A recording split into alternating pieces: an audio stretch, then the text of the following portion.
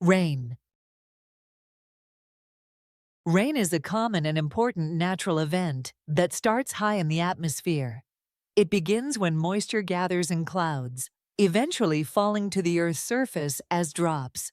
This process is essential for life, as rain provides fresh water, allows plants and crops to flourish, and prevents droughts. Depending on the weather, rain can be a gentle drizzle or a noisy sudden downpour. For many, a rainy day suggests cozy indoor activities, but for farmers, it is often a welcome vital sign of life. Where does the process of rain begin?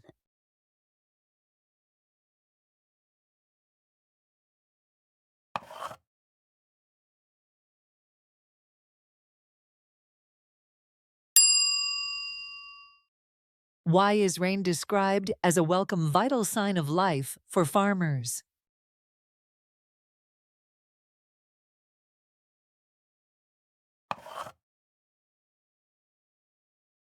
English Score Lab.